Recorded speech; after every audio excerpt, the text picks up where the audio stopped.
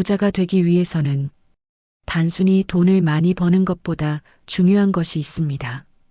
바로 돈이 잘 들어오게 만들고 또 쉽게 나가지 않도록 잡아두며 잘 지키는 것이지요.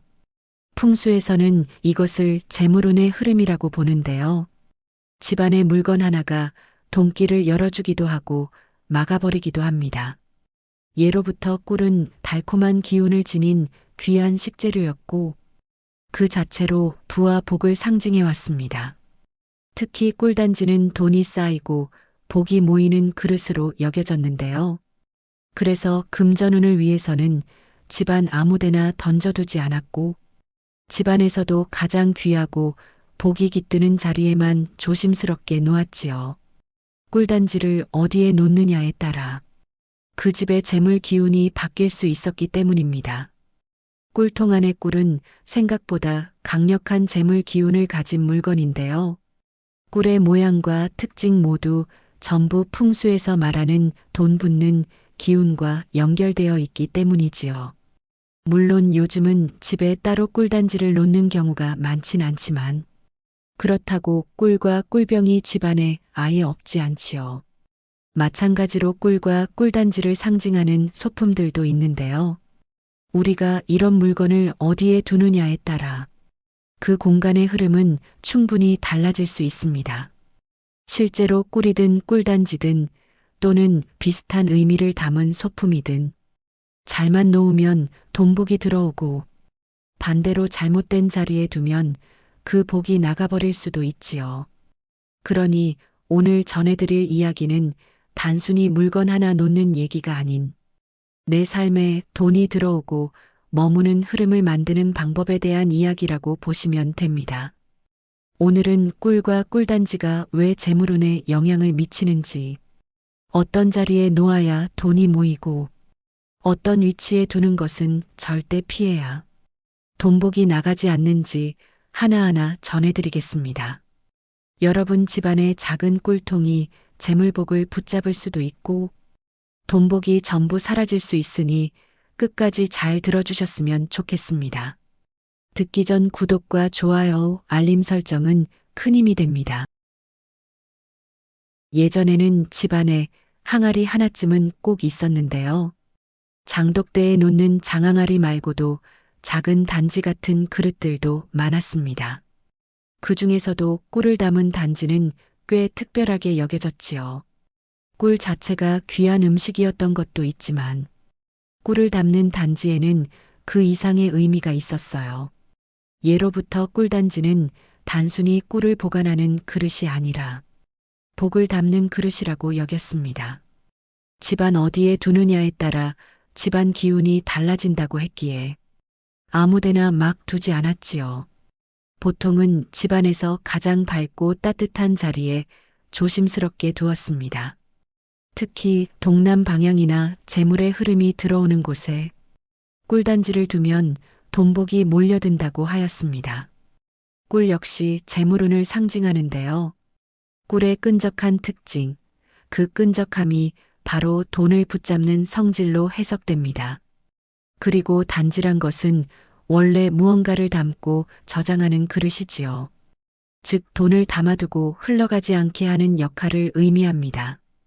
거기에 꿀의 황금빛이 더해지니 재물운을 상징하는 요소들이 모여 금전 흐름을 원활하게 하고 불을 부르는 것이지요. 이렇게 보면 꿀단지는 단순한 장식이 아니라 일종의 재물운을 위한 그릇입니다. 옛날 사람들은 집안에 재물운이 머물 수 있도록 꿀단지를 두면서도 절대로 요란하고 남의 눈에 띄도록 하지는 않았어요. 자연스럽게 복이 들어와서 스며들게 해야 한다는 생각 때문이었지요. 물론 요즘에는 꿀을 담은 꿀단지를 집에 두는 사람이 많지는 않지만 그렇다고 이 개념을 쓸 수 없는 것은 아닙니다.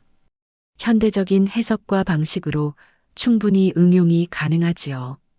예를 들어 도자기 소품이나 황금빛 그릇, 특히 노란 저금통이나 꿀병 모양의 인테리어, 오브제 같은 것도 많이 있는데요.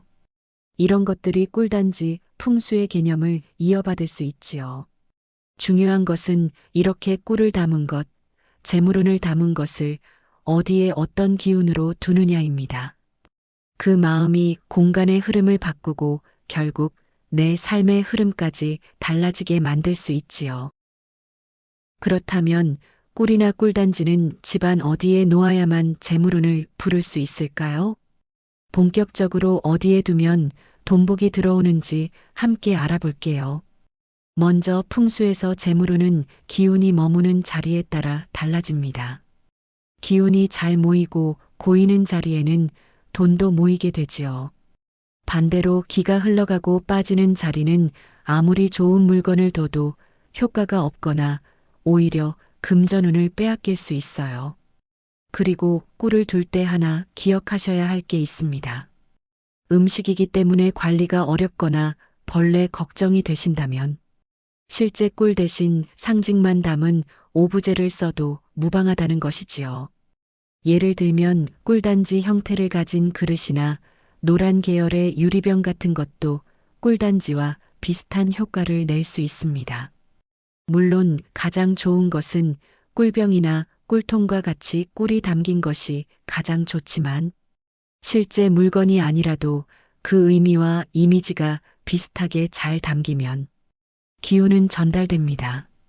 풍수는 결국 의미 있는 배치이기 때문이지요. 그래서 그 점을 생각해서 위치를 한번 소개해 드릴게요. 우선 가장 추천드리는 위치는 동남쪽 방향입니다. 동남쪽은 전통적으로 재물의 방향이라 불리는데요. 햇빛이 들어오면서도 적당히 따뜻한 기운이 흐르는 자리이기에 돈과 복을 불러들이기 아주 좋습니다. 집 전체 기준으로 동남쪽 구역이 어디인지 나침반으로 직접 확인해 보셔도 되고요. 휴대폰을 활용해 나침반 앱을 사용하시면 편하게 찾으실 수 있답니다.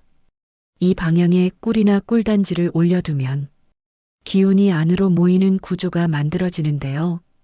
예를 들어 유리병에 꿀을 담아놓고 잘 닫아둔 뒤 그 옆에 노란색 소품이나 황금빛 도자기 하나를 함께 두면 공간의 에너지가 안정되면서 돈의 흐름이 막힘없이 들어오게 됩니다.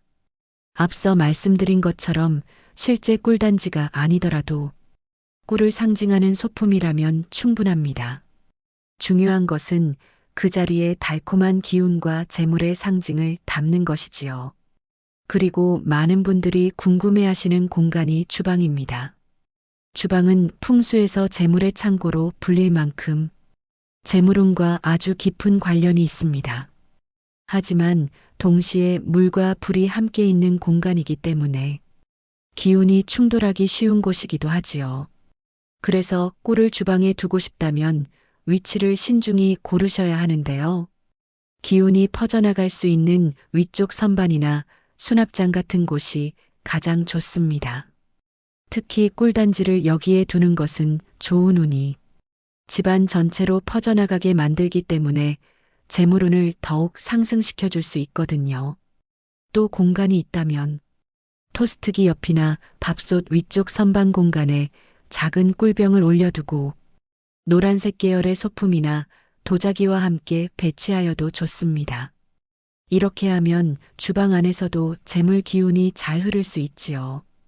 다음으로 추천드릴 수 있는 공간은 주방과 거실 사이의 경계선입니다. 이 자리는 집안에서 기운이 전환되는 지점인데요. 여기에 꿀단지를 작게 배치하면 재물의 흐름이 집 안쪽으로 더 깊게 퍼지게 만들 수 있어요. 무조건 이곳은 안 된다가 아니라 꿀의 기운을 잘 머무르게 할 수 있는 안정된 지점을 찾는 게 핵심입니다. 요즘은 이런 공간에 오브제를 활용하는 게 더 자연스럽습니다. 꿀병 모양의 인테리어, 소품이나 노란빛 도자기 화병 같은 것들을 그 자리의 중심 기운으로 활용하셔도 재물운을 부르기에 좋습니다. 그런가 하면 현관 옆이나 안쪽 벽 쪽에 꿀단지를 두는 것도 좋습니다. 현관은 집 안으로 기운이 들어오는 입구인데요. 그때 좋은 기운이 바로 빠지지 않고 재물운이 머물 수 있도록 잡아주는 물건이 필요합니다.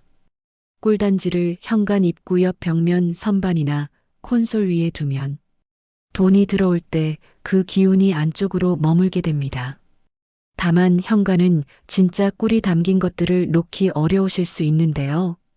이때 앞서 말씀드린 것처럼 꿀단지를 상징하는 작은 도자기 그릇이나 꿀병을 올려둘 수 있지요. 그리고 그 옆에 화분이나 돌 소품처럼 흙의 기운이 있는 물건을 함께 두면 재물운이 높아질 수 있습니다. 다음으로 침실 안쪽 구석이나 안방 북쪽의 벽면도 좋은데요. 누가 침실이나 방에 먹는 것을 두냐고 하는 분들 있을 수 있습니다. 맞습니다. 그래서 이 공간에는 직접 꿀을 담은 꿀병이나 꿀단지보다는 노란색 소품들을 이용하여 그 의미를 담아주면 좋은데요. 여러분의 집안에 노란색 소품이 있다면 그런 것들을 활용하는 것도 아주 좋은 방법입니다. 특히 침실은 우리 몸의 기운이 회복되는 곳인데요. 여기에 재물운이 안정적으로 흐르면 경제적으로도 여유로워질 수 있습니다. 다만 너무 눈에 띄지 않게 서랍장 위에 작게 연출하는 걸 추천드려요. 너무 화려하거나 반짝이는 소품은 피하시고 잔잔한 색감과 단정한 형태로 꾸미는 것이 좋습니다. 꿀병처럼 생긴 유리병 소품이나 따뜻한 느낌의 도자기 정도면 충분합니다. 무엇보다 정말 중요한 것이 있는데요.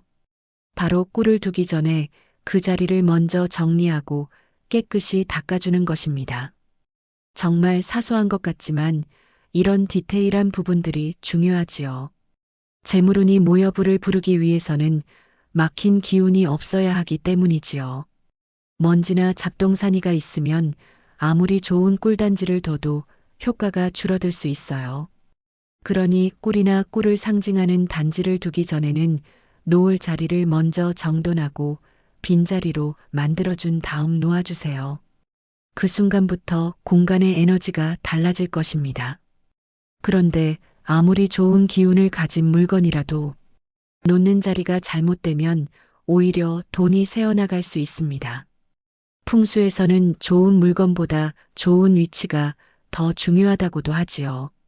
그러니 끝까지 들으셔서 이번에는 꿀이나 꿀단지를 절대 두면 안 되는 자리들을 함께 알아가세요. 정말 생각보다 많은 분들이 무심코 두는 자리에 재물운을 막는 포인트들이 숨어 있습니다. 첫 번째로 가장 피해야 할 공간은 화장실 근처입니다. 누가 여기 두지 하실 수 있는데요. 꿀을 상징하는 오브제도 마찬가지이기 때문에 말씀드리는 것입니다. 특히 요즘은 화장실 인테리어를 예쁘게 하시는 분들 정말 많지요. 화장실은 풍수에서 기운이 빠져나가고 물살이 센 공간으로 보는데요. 돈은 고이고 모이는 기운에 잘 붙고요. 물처럼 흐르고 내려가는 곳엔 붙지 못합니다. 특히 꿀처럼 돈을 끌어당기는 물건을 화장실 근처에 두면 좋은 기운이 생기자마자 빠져나가 버리게 되는 것이지요. 화장실 옆 선반이나 변기 위 수납장에 장식으로 꿀병 같은 걸 두시는 분들도 계신데요. 인테리어를 할 때 이런 모양의 소품들은 절대 피하시는 것이 좋습니다. 예뻐 보일 수 있지만 오히려 재물운이 나갈 수 있기 때문이지요. 다음으로 주방 싱크대 근처 역시 꿀단지를 두기엔 적절하지 않은 공간입니다. 주방은 불과 물이 함께 존재하는 공간이지요. 특히 싱크대 주변은 물의 기운이 강한 자리인데요. 꿀이나 꿀이 담긴 꿀단지를 여기에 두면 불과 물 사이에서 기운이 충돌하면서 오히려 재물 기운이 소모되는 구조가 만들어집니다. 예를 들어 꿀을 주방에서 쓰고 그 근처에 그냥 꿀병을 놓아두는 경우 아무 생각 없이 계속 놓아두면 돈이 들어오는 흐름이 끊기는 경우도 생깁니다. 그러니 사용 후에는 반드시 꿀은 꼭 닫아서 보관하고 가급적이면 동쪽이나 남쪽 벽 쪽 선반처럼 기운이 머무는 쪽으로 올려두는 것이 가장 좋습니다. 출입구 정면 자리 역시 꿀단지를 절대 두어서는 안 되는데요. 집에 들어오자마자 바로 보이는 위치에 꿀단지나 황금색 소품을 두는 것은 겉보기엔 좋아 보일 수 있지만 사실상 재물 기운이 그냥 밖으로 빠져나가는 배치입니다. 풍수에서는 기운이 직선으로 흐르면 안에 머무르지 못한다고 보기 때문이지요. 현관에서 안으로 들어오는 길목에 바로 꿀단지가 보이게 배치하면 돈이 들어오면서 동시에 빠져나가게 됩니다. 그러니 현관 바로 앞이나 복도 중간처럼 길이 흐르는 자리는 피해 주세요. 가능하면 안쪽으로 살짝 들어간 곳 벽 모서리처럼 기운이 고일 수 있는 지점을 찾아서 두시는 것이 훨씬 좋습니다. 그리고 많은 분들이 은근히 많이 하는 실수가 있는데요. 바로 꿀단지를 바닥에 두는 경우입니다. 특히 인테리어 소품처럼 거실 구석이나 바닥 한쪽에 조용히 놓는 분들 많으시지요. 물론 겉보기에는 고급스럽고 안정감 있어 보이지만 재물운을 위해서는 좋은 선택이 아닐 수 있습니다. 왜냐하면 꿀단지나 관련 소품들은 단순한 장식보다는 복을 담는 그릇이자 황금의 상징으로 두기 때문이지요. 이렇게 귀한 기운을 가진 물건을 바닥에 둔다면 마치 돈을 땅바닥에 흘려놓는 것과 다름없습니다. 물론 이렇게 생각하실 수도 있어요. 소금단지는 바닥에 놓아도 괜찮던데요? 맞습니다. 그런데 소금단지는 기운을 흡수하고 막아내는 역할을 하기 때문에 바닥에 두거나 구석에 배치해도 괜찮고 오히려 그렇게 써야 효과가 납니다. 특히 나쁜 기운이나 외부에서 들어오는 기운을 차단할 때는 바닥 가까운 곳이 더 효과적이지요. 하지만 꿀단지는 다릅니다. 꿀은 기운을 모으고 재물운을 불러오는 의미가 있고 꿀단지는 그것을 위로 띄우고 공간에 퍼뜨리는 확산의 역할을 합니다. 그래서 꿀단지를 바닥에 두면 그 기운이 눌려서 공간에 확산되지 못하기 때문에 돈복이 들어오지도 않고 쌓이지도 않는 구조가 만들어지는 것이지요. 풍수에서는 바닥은 눌림의 자리와 같습니다. 기운이 깔리면 복도 깔리는 것이지요. 특히 꿀처럼 끈적이고 무게감 있는 상징물은 기운을 위로 올려줘야 그 상징이 제대로 작동합니다. 그래서 꿀단지는 눈높이보다 약간 낮은 테이블 위나 선반 위 혹은 앉았을 때 자연스럽게 눈에 들어오는 위치가 가장 좋습니다. 만약 실제 꿀단지가 없다면 황금빛 유리병이나 도자기 촛대, 노란색 저금통 같은 오브제를 활용하셔도 재물운을 부르는 효과가 있지요. 단 바닥에만 놓지 마세요. 돈복은 올려놓고 예우해야 들어오는 법입니다. 마지막으로 하나 더 조심하셔야 할 부분은 지저분하거나 혼잡한 공간에 두는 것인데요. 아무리 좋은 꿀병을 갖다 놔도 주변에 먼지가 쌓여 있고 물건이 엉켜 있으면 그 자리는 이미 기운이 막힌 자리입니다. 풍수에서는 공간의 흐름이 곧 재물의 흐름이지요. 특히 꿀은 기운을 끌어당기는 힘이 있어서 주변의 나쁜 기운까지 흡수해 버릴 수 있습니다. 그래서 꿀이나 꿀단지를 둘 공간은 먼저 깨끗이 비우고 닦아놓는 것이 중요합니다. 복은 새롭고 깨끗한 자리를 좋아하고 정리된 자리에 머문다는 말을 기억해 두시면 좋아요. 그리고 아마 꿀단지가 없으신 분들 많으시지요. 사실 요즘 집에 전통 꿀단지를 따로 두는 경우는 거의 없습니다. 그래서 풍수에서는 꿀단지의 형태보다 그 상징과 기운을 담을 수 있는 물건이 중요하다고 하는데요. 실제 꿀단지가 없어도 꿀의 기운을 담은 대체 소품으로 충분히 같은 효과를 낼 수 있습니다. 먼저 가장 쉽게 활용할 수 있는 것은 노란색 계열의 유리병이나 저금통입니다. 노란색은 풍수에서 돈과 불을 상징하는 색이지요. 거기에 유리나 도자기 재질이 더해지면 기운을 안정시키는 힘도 생깁니다. 두 번째는 황금색 촛대나 도자기 오브제인데요. 형태가 꼭 항아리처럼 생기지 않아도 괜찮습니다. 동그란 모양이나 안으로 기운이 모일 수 있는 곡선 구조라면 그 자체로 기운을 모으는 그릇 역할을 합니다. 다만 너무 날카롭게 생기고 날이 선 차가운 느낌을 준다면 그런 소품은 택하지 않는 것이 좋겠지요. 이런 오브제를 선반 위에 조용히 올려놓고 그 주변에 식물이나 천연 소재 소품을 함께 배치하면 공간의 흐름이 더 부드럽게 이어질 수 있습니다.